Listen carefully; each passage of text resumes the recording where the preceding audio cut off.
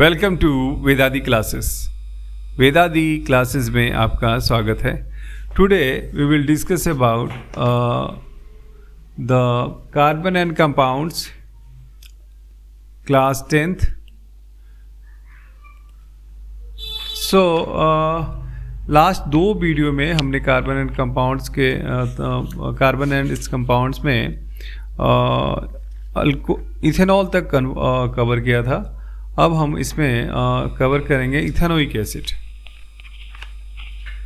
Ethanoic acid या हम इसे क्या कहते हैं, एसिटिक एसिड भी कहते हैं। इथेनोइक एसिड को हम क्या कहते हैं, ethanoic acid.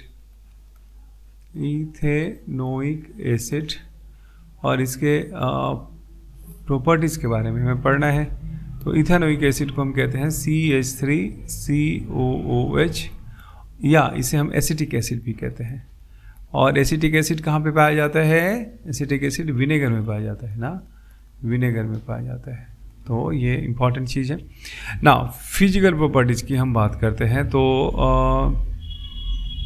Physical properties, let's start with the physical properties. Physical properties of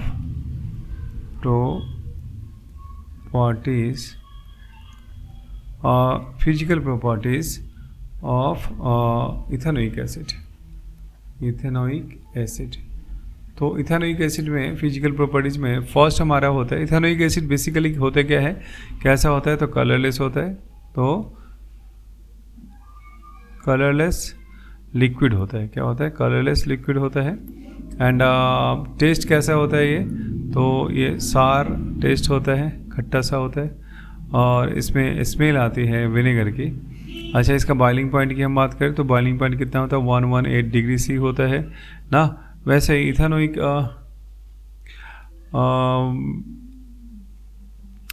acid water में मिसिबल होता है ना, वाटर में मिसिबल होता है in all proportion. Means ethanoic acid is soluble in water. Ethanoic acid is miscible with water में ये miscible होता है, मिक्सअप हो जाता है। अब हम इसकी केमिकल प्रॉपर्टीज़ के बारे में डिस्कस करते हैं। केमिकल प्रॉपर्टीज़ में बेसिकली हमें क्या क्या पढ़ना है? सो केमिकल प्रॉपर्टीज़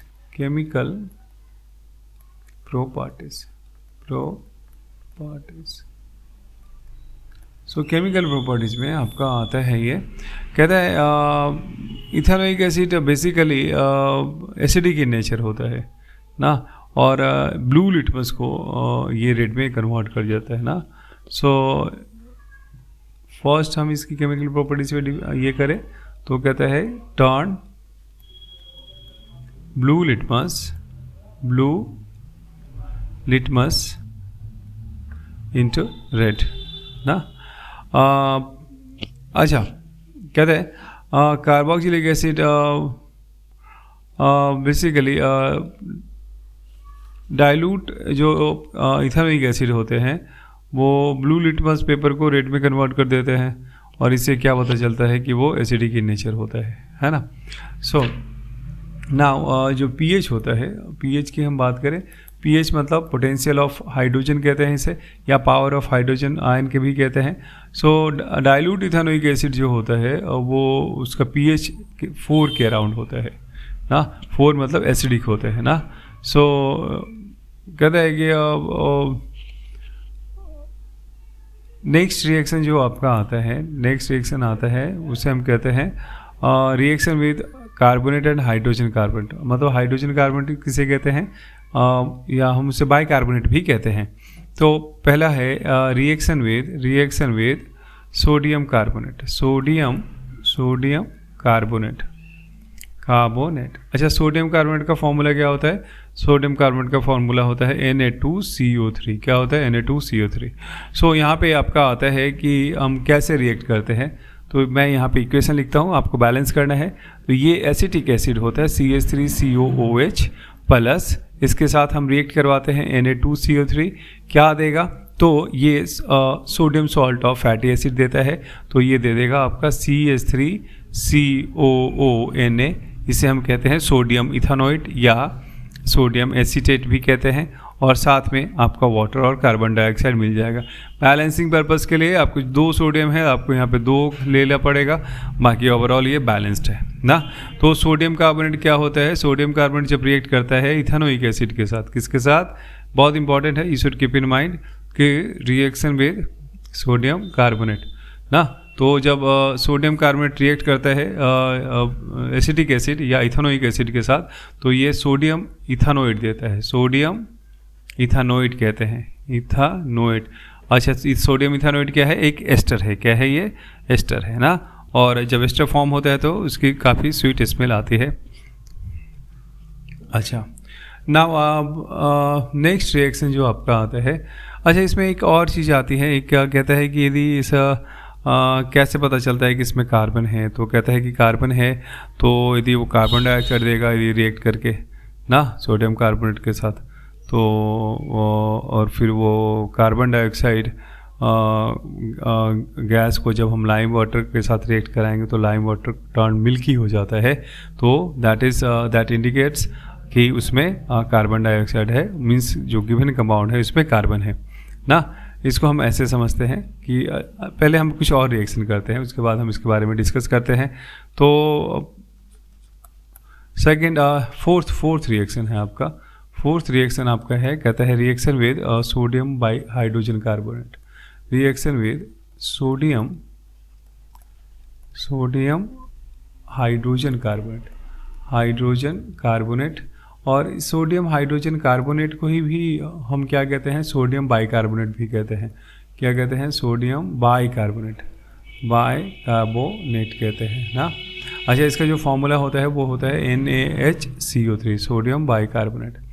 अच्छा, सोडियम बाइकार्बोनेट के साथ जब भी रिएक्ट करता है तो एसिटिक एसिड या इथेनोइक एसिड, तो वो सेम प्रोडक्ट देता है, क्या देता है, तो एसिटिक एसिड को जब हम सोडियम बाइकार्बोनेट के साथ NaHCO3 के साथ रिएक्ट करवाते हैं तो वो सोडियम एसीटेट या सोडियम इथेनोएट देता है, दैट इज CH3COONA, और साथ में आपका क्या देगा, साथ में आपका कार्बन डाइऑक्साइड और वाटर देगा। अच्छा, मैं ये कह रहा था कि मान लिया जाए कि कैसे पता चलेगा कि जो ऑर्गेनिक कंपाउंड है वो उसमें कार्बन है, तो कहता है कि ये पहले रिएक्शन होगा तो ये कार्बन डाइऑक्साइड फॉर्म होता है, और ये कार्बन डाइऑक्साइड को यदि हम लाइम वाटर से ये करें ना, इसको मैं एक इक्विपमेंट के थ्रू आपको समझाऊं कि जैसे मान लिया एक यहाँ पे आपका रिएक्शन प्रोसीड होता है, ये ट्यूब है आप में, और ये इसको कवर कर दिया है इससे, और ये आपका ये आपका ये ऐसा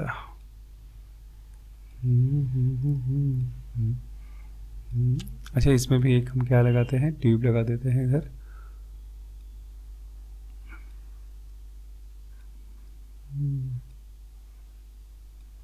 ओके, अच्छा देखिए थोड़ा सा ये है तो कोई बात नहीं। अच्छा, यहाँ से थेसल्फोनिल है और ये आपका ये है, यहाँ से ये आता है। अच्छा, ये इसे कहते हैं थीसल्फेनिल ना। इस थीसल्फेनिल से क्या होता है, ये THISTLE, थीसल्फेनिल, FUNNEL कहते हैं। और इससे क्या होता है, इससे हम एसिड डालते हैं ना, यहाँ से एसिड जो कार्बोक्सिलिक एसिड या ये इथेनोइक एसिड है, यहाँ से हम डालते हैं ना, और वो यहाँ पे इसके थ्रू आता है ना।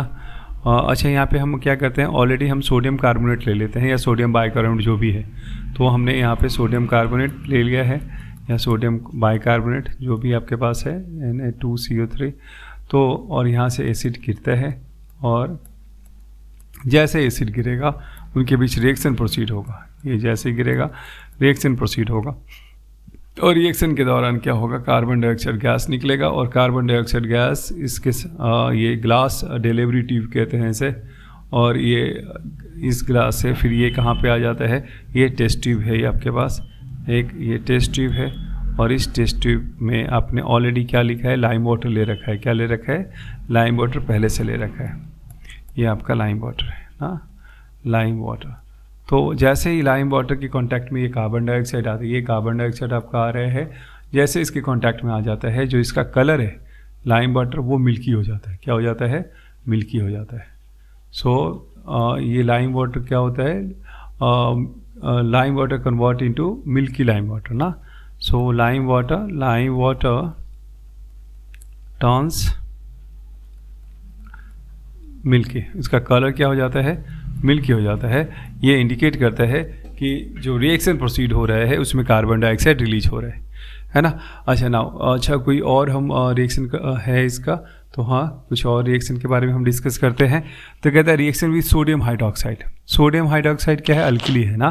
तो अल्कली के साथ रिएक्शन विद, अच्छा ये सारे क्वेश्चन आते हैं आपको, आपके पेपर में आएगा कि what happens when ethanoic acid is treated with या रिएक्ट विद सोडियम हाइड्रोक्साइड. तो reaction with sodium hydroxide, NaOH को हम सोडियम हाइड्रोक्साइड कहते हैं. तो कहता है कि अब रिएक्शन कैसे करेंगे, तो कहता है CH3COOH इथेनोइक एसिड को हम NaOH के साथ रिएक्ट करवाएंगे ना.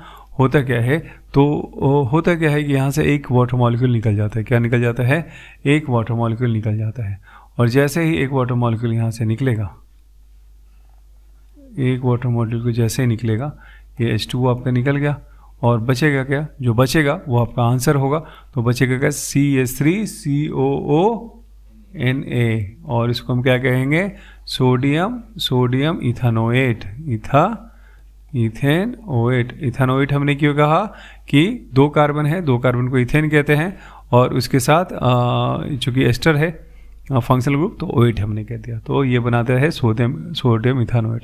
तो ये अल्कली के साथ जो रिएक्शन होता है वो अल्कली क्या है, अल्कली बेस है, ये बेस होता है. और अब हमने क्या किया, एसिड है, तो ये क्या बनाएगा, सॉल्ट प्लस वाटर बना देगा. क्या हो गया, ये सॉल्ट हो गया आपका प्लस वाटर बना गया, है ना.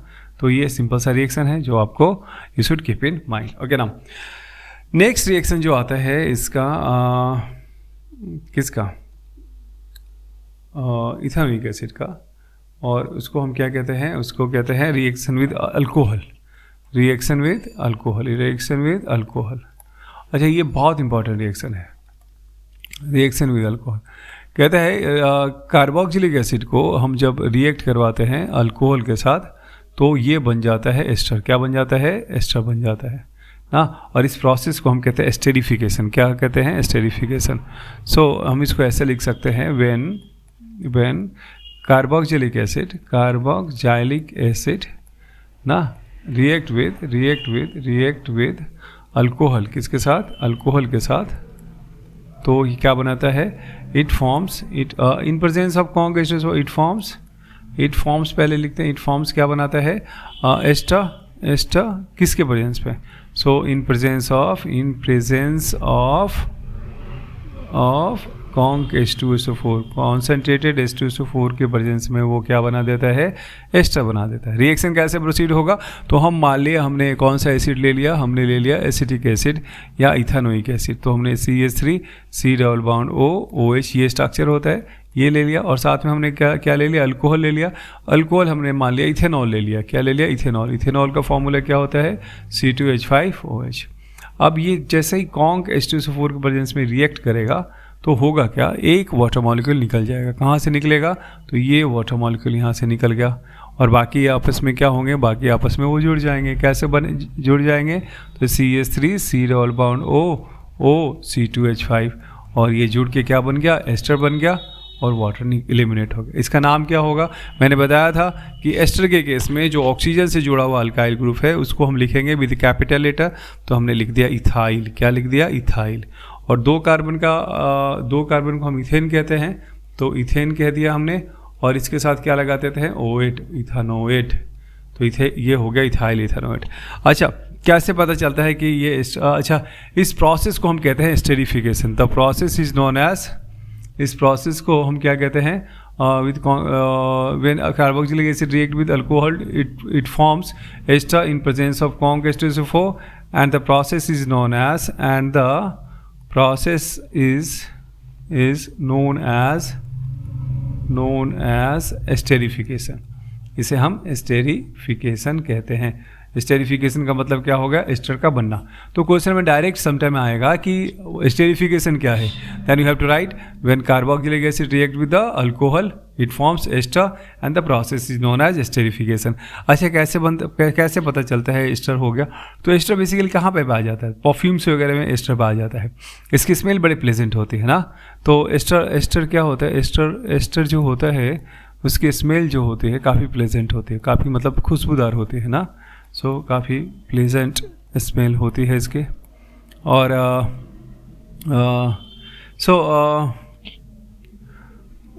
अच्छा, यदि हम एक बहुत इम्पॉर्टेंट रिएक्शन है, कहता है इसी से रिलेट करता हुआ क्या है कि यदि हम एस्टर का हाइड्रोलिसिस करें, एस्टर का हाइड्रोलिसिस इसको हम ऐसे लिखते हैं, हाइड्रोलिसिस ऑफ एस्टर। एक टर्म आता है हाइड्रोलिसिस, ये क्वेश्चन में आएगा आपके, हाइड्रोलिसिस ऑफ एस्टर क्या होता है? तो हाइड्रोलिसिस ऑफ एस्टर होता है कि एस्टर को हम क्या करते हैं, वाटर के साथ रिएक्ट करवाते हैं, और तब क्या बनता है, तब कहता है तब आपका रिवर्स रिएक्शन हो जाता है। रिवर्स रिएक्शन क्या, एस्टर को अपने वाटर के साथ रिएक्ट करेंगे तो क्या बनेगा, कार्बोक्सिलिक एसिड आपको वापस मिल जाएगा। तो कार्बोक्सिलिक एसिड और साथ साथ क्या मिल जाएगा, अल्कोहल मिल जाएगा। तो ये रिवर्स रिएक्शन हो गया। जब कार्बोक्सिलिक एसिड और अल्कोहल को रिएक्ट करवाते हैं तो एस्टर बनता है, बट जब एस्टर को वाटर के साथ रिएक्ट करवाते हैं तो वो कार्बोक्सिलिक एसिड एंड अल्कोहल बना देगा। अब देखिए मैं इसका एग्जांपल देता हूँ। मान लिया आपको कहा जाता है कि इथाइल एसीटेट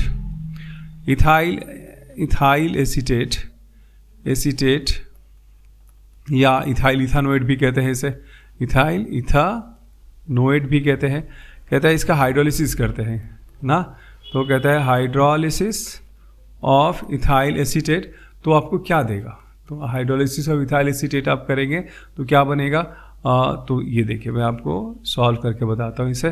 तो पहले हम लिख देते हैं, क्या लिखते हैं, इथाइल एसीटेट। कैसे लिखेंगे, तो CH3 C double bond O C2H5। ये बहुत इंपॉर्टेंट रिएक्शन है, सो आपको should be keep in mind.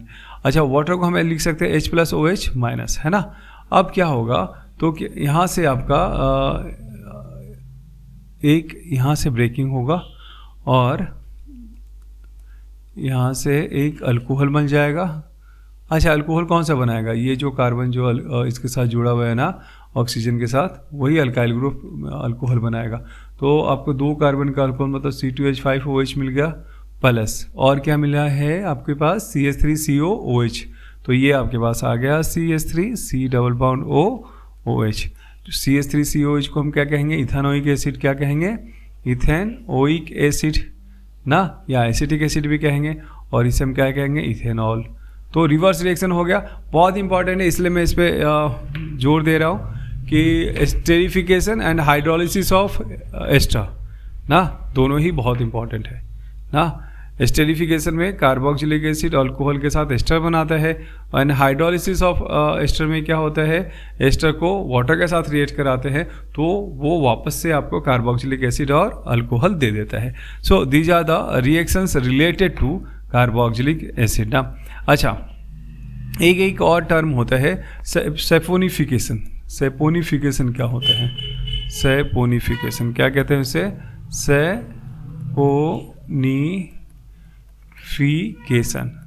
Saponification का मतलब क्या होता है, कहते हैं, ये देखें सेपोनिफिकेशन का मतलब क्या होता है, कहता है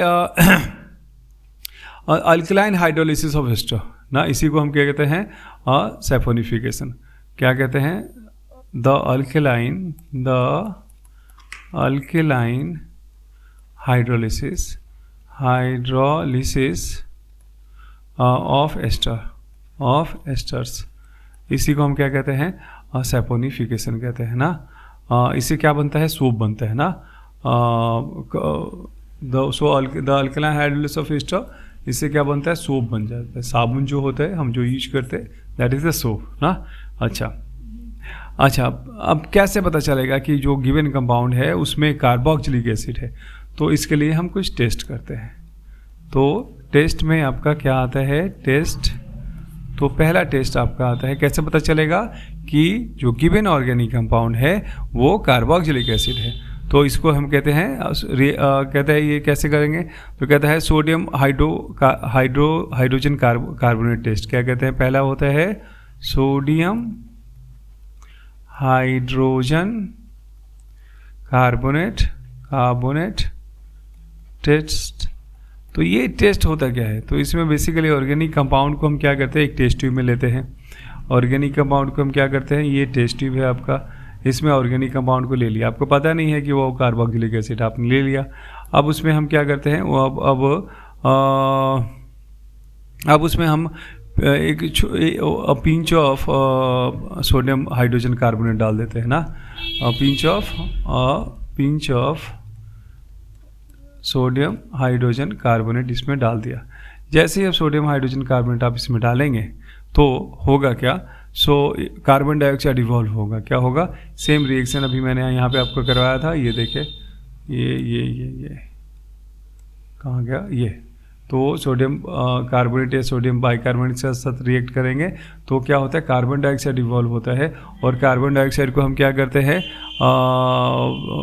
किसके साथ ना, अच्छा उसका ब्रिज के एफर्वेसेंस होता है। और जब उसको हम क्या करते हैं, लाइम वाटर में डालते हैं तो लाइम वाटर क्या होता है, टर्ड मिल्की ना, तो इससे भी पता चल जाता है ना। तो जैसे ही आप डालेंगे तो CO2 फॉर्म होता है, CO2 इवॉल्व होता है ना, और उसके साथ एक ब्रिस्क एफर्वेसेंस साउंड आता है, ब्रिस्क एफर्वेसेंस ना। और ये बताता है कि जो गिवन कंपाउंड है उसमें वो ऑर्गेनिक कार्बोक्सिलिक एसिड है। अच्छा दूसरा टेस्ट हम करते हैं। दूसरा टेस्ट कौन सा होता है, एस्टर टेस्ट ऑफ एसिड्स। तो अब एस्टर टेस्ट अभी हमने पढ़ा, एस्टरिफिकेशन वाला टेस्ट, तो सेम आपको यहाँ पे भी होता है। तो ऑर्गेनिक जो भी ऑर्गेनिक कंपाउंड है आपने यहाँ पे लिया है इसमें ना, ये ऑर्गेनिक कंपाउंड है, ये ऑर्गेनिक कंपाउंड है, OC मतलब ऑर्गेनिक कंपाउंड है ना, इस बॉम्ब विद सम इथेनॉल। तो इसको हम किसके साथ हीट करते हैं, इसमें इथेनॉल भी डाल देते हैं। क्या डाल देते हैं, इथेनॉल का डाल देते हैं ना। एंड साथ साथ में कुछ क्या डालते हैं, कॉन्ग H2SO4 ना, कुछ ड्रॉप क्या डाल देते हैं, सम ड्रॉप ऑफ कॉन्ग H2SO4 डाल देते हैं ना, सल्फ्यूरिक एसिड का ना। तो कहता है एक स्वीट स्मेल आता है ना, क्या आता है आपको क्या मिलेगा, स्वीट स्मेल मिलेगा। क्या मिलेगा, स्वीट स्मेल ना, बहुत अच्छी खुशबू आपको मिलेगी, प्लेजेंट स्मेल जिसके कहते हैं। और वो बताता है कि एस्टर बन गया है। तो कहता है एस्टर कब बनता है, जब कार्बोक्सिलिक एसिड को इथेनॉल अल्कोहल के साथ रिएक्ट कराते हैं। तो कहता है कि जब ऑर्गेनिक कंपाउंड में जब अल्कोहल दे देते हैं और आपका क्या है, स्वीट स्मेल आता है, तो इससे पता चल जाता है कि वो एस्टर बन गया है। और एस्टर कब बनता है, जब अल्कोहल के साथ कार्बोक्सिलिक एसिड होता है। तो इसका मतलब जो ऑर्गेनिक कंपाउंड है वो क्या है, कार्बोक्सिलिक एसिड है। ये दो। अच्छा तीसरा एक और है, लिटमस टेस्ट से भी पता चल जाता है। लिटमस टेस्ट क्या होता है, जो कार्बोक्सिलिक एसिड होता है वो एसिडिक इन नेचर होता है। तो वो क्या होता है, जो लिटमस पेपर है, ब्लू लिटमस को किसमें टर्न कर देता है ना, रेड में। तो ये भी तो 3 टेस्ट हो गए आपके पास। तो ये तो हैं इसके ना, तो आपको इसको ध्यान में रखना पड़ेगा। अच्छा मैं आपको एक बताऊं, जैसे इसके यूजेस के बारे में थोड़े से हम डिस्कस कर लेते हैं। तो यूजेस की जहाँ तक बात है, तो यूजेस बेसिकली जो डाइल्यूट इथेनोइक एसिड होता है ना, उसको हम विनेगर के रूप में हम यूज करते हैं ना। सो डाइल्यूट इथेनोइक एसिड को हम किस में यूज करते हैं, विनेगर, जो हम एज ए फूड एपेटाइजर होता है उसके रूप में हम यूज करते हैं विनेगर ना। चाउमीन वगैरह में भी डालते हैं ना, हाँ। इथेनोइक एसिड और कहाँ पे यूज होता है, सेलुलोज एसीटेट बनाने में यूज होता है ना। और ये आर्टिफिशियल फाइबर बनाने में होता है, आर्टिफिशियल फाइबर बनाने में होता है, फाइबर ना। तो आर्टिफिशियल फाइबर बेसिकली क्या होता है, आर्टिफिशियल फाइबर जो होता है मतलब सेलुलोज एसीटेट, सेलुलोज एसीटेट बनाने में भी आपका इसका यूज करते हैं। और कहाँ पे यूज करते हैं, तो वो कहता है एस्टर परफ्यूम बनाने में। परफ्यूम कैसे बनाता है, तो हम कार्बोक्सिलिक एसिड से हम क्या बनाते हैं, एस्टर बना देते हैं, और एस्टर ही तो परफ्यूम है, मतलब एस्टर से ही परफ्यूम बनता है। या अच्छा, और कहाँ पे हम यूज करते हैं, इसको हम यूज करते हैं डाई बनाने में, प्लास्टिक्स बनाने में, फार्मास्यूटिकल फार्मा मेडिसिन वगैरह में भी यूज होता है ये ना। और रबर और लैटेक्स, रबर इंडस्ट्री में भी इसका यूज होता है। तो ये सब इसके यूजेस हैं, आपको ध्यान में रखना पड़ेगा। अच्छा, एक दो क्वेश्चन मैं इससे ये सॉल्व करवाना चाहता हूँ मैं आपको। तो लेट्स मूव। फर्स्ट क्वेश्चन हम देखते हैं। एक क्वेश्चन कहता है the molecular formula of an ester, the molecular formula of an ester is an ester, उसका molecular formula क्या दिया हुआ है, C3H7 COO C2H5 है ना। अच्छा, right the molecular formula of the alcohol, क्या पूछ रहे हैं आपसे, right the molecular formula of the alcohol. तो आप एस्टर दिया हुआ है, आपको पूछ रहा है कि अल्कोहल का मोलिकुलर फॉर्मूला क्या है, एंड द एसिड, एंड साथ साथ एसिड का भी, and acid from which it might be prepared। कहता है एक मॉलिक्यूलर फॉर्मूला एस्टर का दिया हुआ है, वो ये है। आपको बताना है कि इसमें ये कौन से अल्कोहल और कौन से कार्बोक्सिलिक एसिड का बना हुआ है। अब हमें पता है कि एस्टर कैसे बनता है, एस्टर बनता है कार्बोक्सिलिक एसिड एंड अल्कोहल से। अभी हमने एक पढ़ा था हाइड्रोलाइसिस ऑफ एस्टर। तो हाइड्रोलाइसिस ऑफ एस्टर मतलब एस्टर को हम क्या करते हैं, पानी के साथ रिएक्ट करवा देते हैं। तो हमारे पास एस्टर कौन सा है, तो हमारे पास एस्टर का फॉर्मूला है C3H7 C+O C2H5, ये एस्टर है। यदि मैंने इसको वाटर के साथ रिएक्ट करवा दिया, किसके साथ, वाटर के साथ रिएक्ट करवा दिया, इसी को कहते हैं हाइड्रोलाइसिस ऑफ एस्टर। क्या कहते हैं, मैंने इसके पहले भी बताया था, हाइड्रोलाइसिस ऑफ एस्टर। तो यदि हाइड्रोलाइसिस ऑफ एस्टर कर देते हैं तब क्या होता है, यहाँ से ये आपका टूट जाएगा और ये आपका क्या बन जाएगा, ये अल्कोहल बन जाएगा। तो अल्कोहल कौन सा बन गया आपके पास, C2H5OH ना।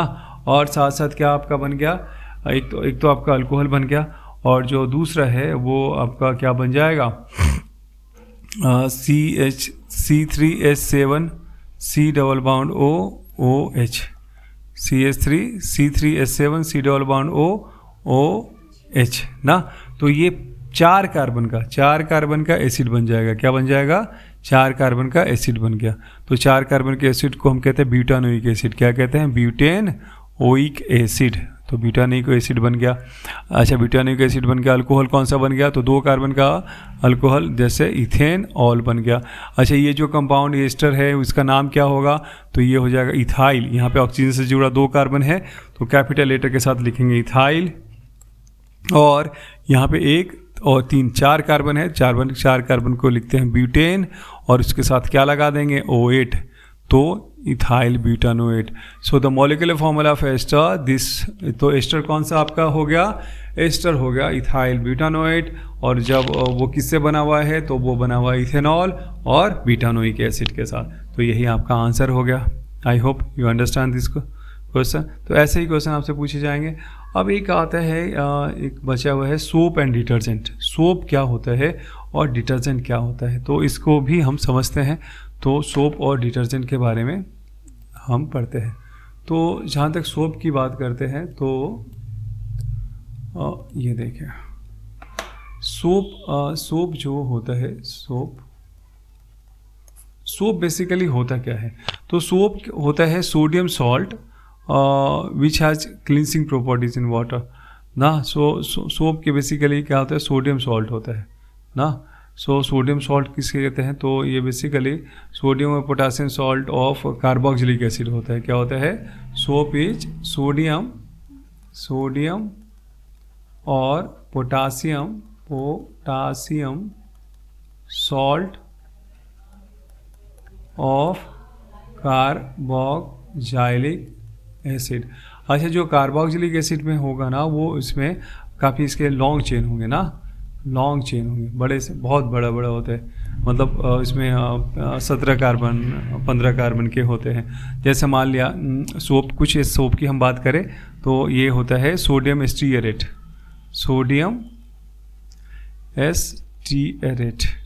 ना। इस सोडियम एस्टीएरेट का फॉर्मूला क्या होता है? ये होता है C17H35 डबल बॉन्ड ONA ना। तो ये जो पूरा कार्बन चेन देखिए कि यहाँ पे मैं कार्बन चेन आपको बताऊँ तो कार्बन चेन यदि हम लेते हैं, कहाँ से लेते हैं? ये तो CONA हो गया, एक कार्बन हम यहाँ से स्टार्ट करते हैं। इसको CONA छोड़ दीजिए, यहाँ पे फंक्शनल ग्रुप हो गया 1 2 3 4 5 6 7 8 9 10 11 12 13 14 15 16 17। तो यही हो गया आपका सोडियम एस्टीएरेट। क्या कहते हैं इसे हम कहते हैं सोडियम एस्टीएरेट।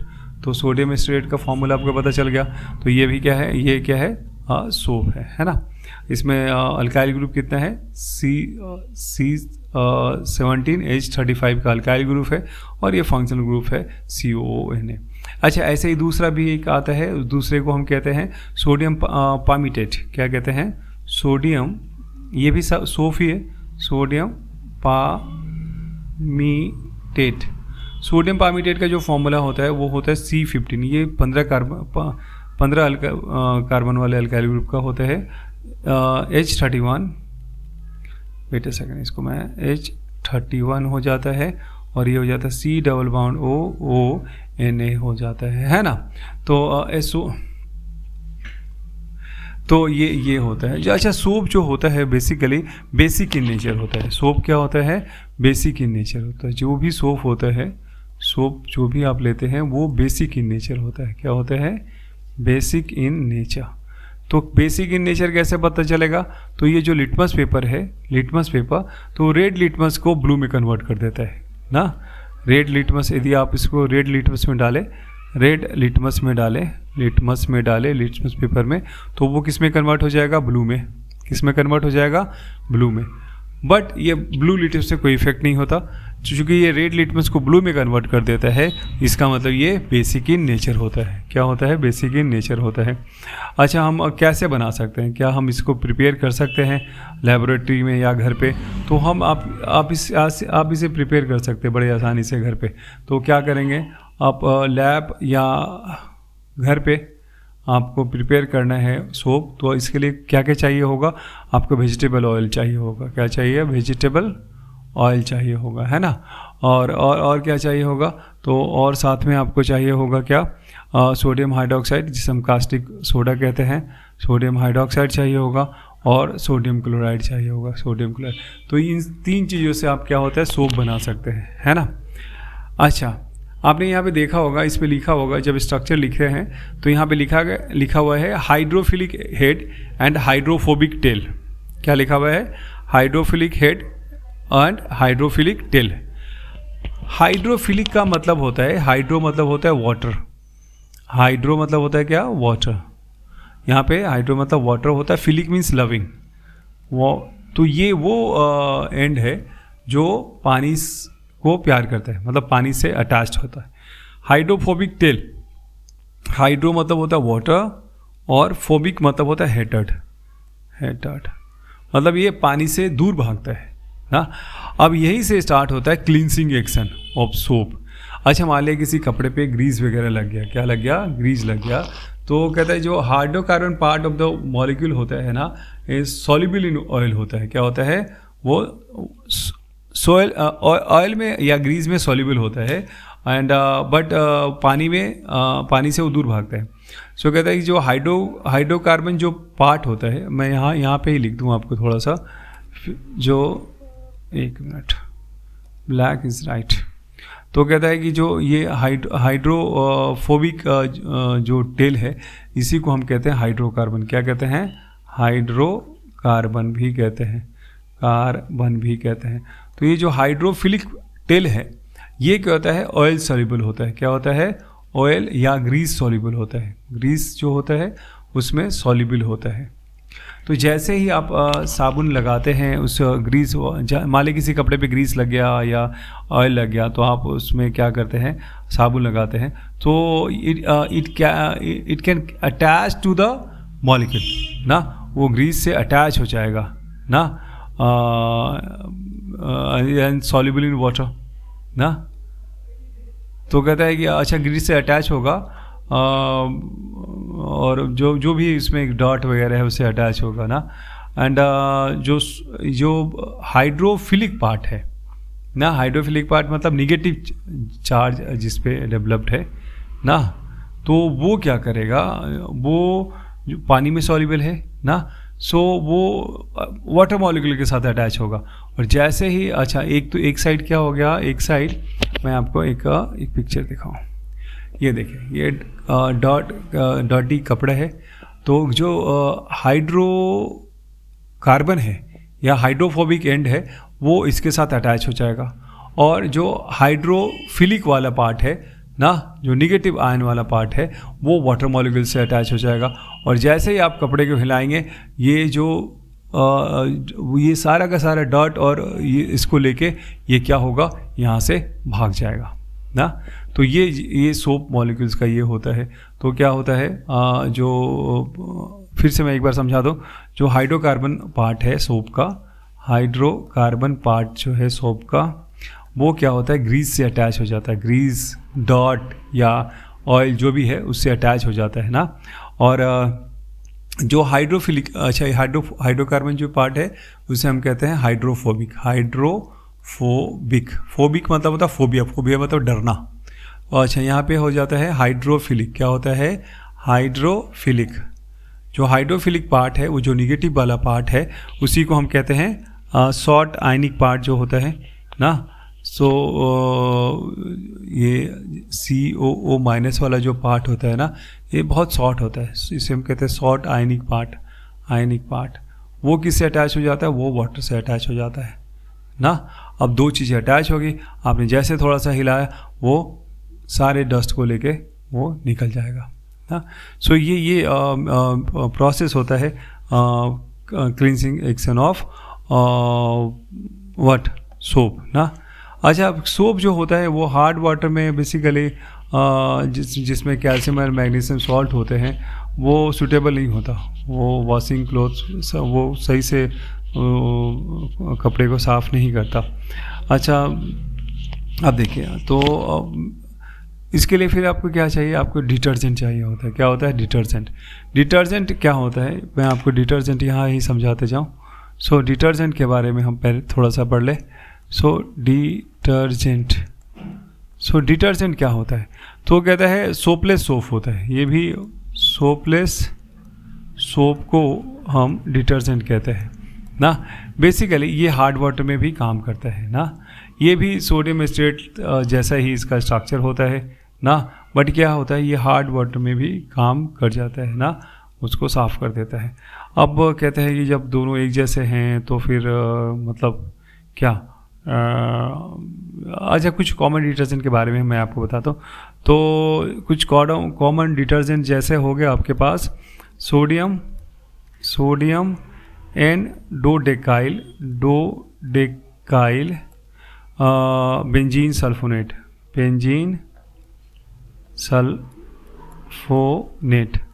अच्छा ये क्या होता है? तो इसका फॉर्मूला मैं लिख दूँ, ये होता है CH3 CH2 का होल 11। तो 11 और 1 12 को कहते हैं डोडेकाइल। क्या कहते हैं? डोडेकाइल ना। और C6H4 इसको कहते हैं बेंजीन ना। और SO3Na, और इसको हम क्या कहते हैं? Sodium sulphonate. तो इसका नाम जो होगा क्या हो जाएगा? Sodium and dodecyl benzene sulphonate. तो ये भी क्या है? एक डिटर्जेंट है ना। ऐसे एक और डिटर्जेंट की हम बात करें तो हम इसे कहते हैं सोडियम एन-डोडेकाइल। क्या कहते हैं? एन-डोडेकाइल सल्फेट, एन-डोडेकाइल सल्फेट ना। सीधे इसमें बेंजीन नहीं है, इसमें सिर्फ सल्फेट कहते हैं, इसमें बेंजीन नहीं है। तो इसका स्ट्रक्चर कैसे लिखेंगे? तो ये हो गया CH3 1 और CH2 का 10 10 1 11 और ये हो गया CH2 12 और इसके साथ हो गया SO4 Na, SO4 minus Na plus, इसी को सोडियम एन-डोडेकाइल सल्फेट कहते हैं। तो कहता है ये क्लिनसिंग एक्शन सोप की जैसा ही होता है, बट ये हार्ड वाटर में भी काम करता है। डिफरेंसेस कुछ हैं क्या इनमें? तो डिफरेंसेस के बारे में चलिए थोड़ा सा हम डिफरेंसेस देख लेते हैं इसके। तो डिफरेंसेस थोड़ा सा डिफरेंसेस के बारे में हम देख लेते हैं कि क्या डिफरेंसेस हो सकते हैं इसके। तो अब मैं एक डिफरेंस के लिए एक ऐसा कॉलम बना लेता हूँ। एक तरफ हम लिखते हैं सोप और एक तरफ लिखते हैं डिटर्जेंट। ये डिटर्जेंट।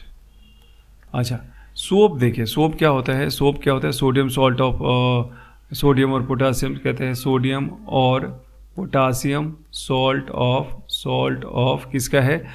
फैटी एसिड ना, या of the long chain carboxylic acid, carboxylic acid.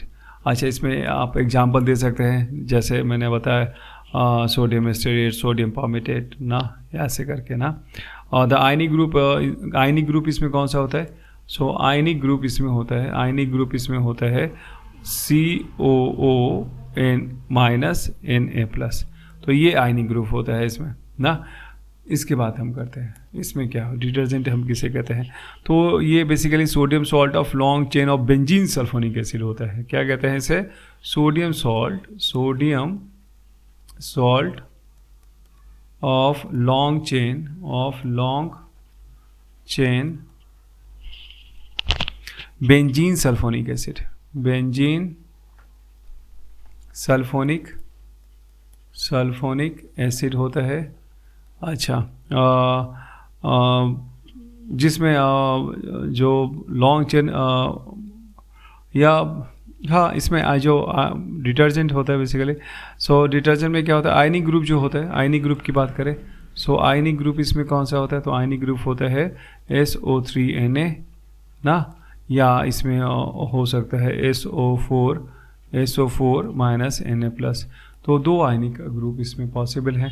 तो ये आयनिक ग्रुप है, ये आयनिक ग्रुप इसमें ये होता है और इसमें आयनिक ग्रुप ये, तो आप ध्यान रखिए। अच्छा, कहता है ये वॉशिंग पर्पस के लिए सही नहीं है ना। नो, सोप जो है not suitable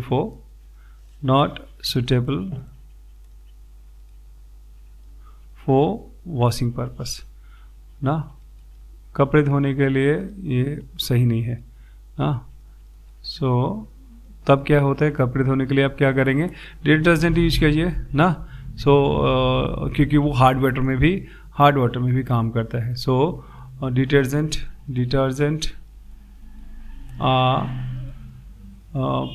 what suitable for washing purpose ना। तो डिटर्जेंट क्या होता है? सुटेबल होता है वॉशिंग पर्पस के लिए, बिकॉज ना it works in hard water में भी काम करता है, हार्ड वाटर ना। अच्छा, तीसरा जो होता है, थर्ड क्या होता है आपका? ये बायोडिग्रेडेबल होता है ना, बायोडिग्रेडेबल। तो ये मतलब डिग्रेड कर जाता है। डिटर्जेंट जो होता है वो नॉन बायोडिग्रेडेबल होता है, नॉन बायोडिग्रेडेबल। अच्छा, नेक्स्ट एक और आता है, इसको हम कहते हैं ये वीक क्लींसिंग एक्शन होता है। Obviously suitable not for washing purpose, तो वीक क्लिनसिंग एक्शन होता है, उतना अच्छी तरह से सफाई नहीं करता, वीक क्लिनसिंग एक्शन। और ये क्या होता है, स्ट्रॉन्ग क्लिनसिंग एक्शन देता है, क्योंकि हार्ड वाटर में भी काम करता है, तो स्ट्रॉन्ग क्लिनसिंग एक्शन होता है इसका। ये तो है डिटर्जेंट एंड इसके बारे में। बट कहता है कि डिटर्जेंट के कुछ डिसएडवांटेजेस भी हैं ना। क्या बताया कि ये बायोडिग्रेडेबल नहीं होता, क्या मैंने बताया, ये नॉन बायोडिग्रेडेबल है ना। So they can not decomposed by micro organism like bacteria ना, और इसलिए क्या होता है, वाटर पॉल्यूशन के लिए ये रिस्पॉन्सिबल होते हैं ना। लेक्स एंड रिवर्स में यदि कोई कपड़ा धोता है तो वो मतलब वाटर पॉल्यूट करता है, क्योंकि ये नॉन बायोडिग्रेडेबल होने के कारण क्या होता है, नॉन बायोडिग्रेडेबल किसे कहते हैं, जो माइक्रो ऑर्गेनिजम्स लाइक बैक्टीरिया वगैरह से डिकम्पोज हो जाता है। बट नॉन बायोडिग्रेडेबल मतलब जो डिकम्पोज नहीं होता, जब डिकम्पोज नहीं होगा तो वो पॉल्यूशन क्रिएट करेगा ना। अच्छा, एक और बात था कि मैंने आपको यहाँ पे बताया अभी क्लिनसिंग एक्शन में, एक सेकंड मैं आपको बता दूँ, यहाँ पे एक बड़ा अच्छा चीज़ मैंने आपको बताया, और वो था कि सोप बनाने का तरीका। मैंने आपको बताया था कि घर में आप सोप बना सकते हैं, लैब या होम पे सोप बनाने के लिए वेजिटेबल ऑयल चाहिए ना, NaOH चाहिए, NaCl। तो NaCl क्यों करते हैं, तो NaCl हम क्यों यूज करते हैं सोप बनाने में ना, कि मतलब हाँ कहते हैं सूप बनाने में हम कॉमन सॉल्ट का यूज इसलिए करते हैं, NaCl को हम कॉमन सॉल्ट भी कहते हैं ना, इसलिए करते हैं क्योंकि वो सोप को प्रेसिपिटेट कर देता है। सो कॉमन सॉल्ट इज, एक क्वेश्चन आएगा, why common salt is used in preparation of soap,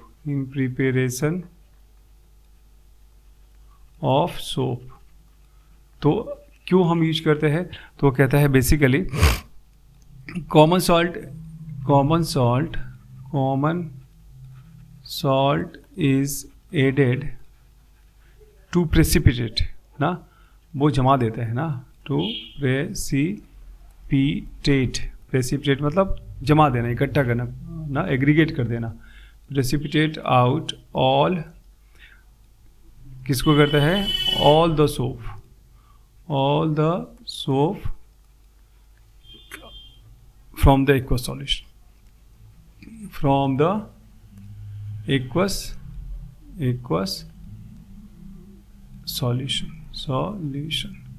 तो कहता है कि ये प्रेसिपिटेट कर देता है सोप को from the aqueous solution, that's why हम कॉमन सॉल्ट इसमें हम यूज करते हैं। तो in this way we have finish this chapter, carbonates compound हमने कवर कर लिया।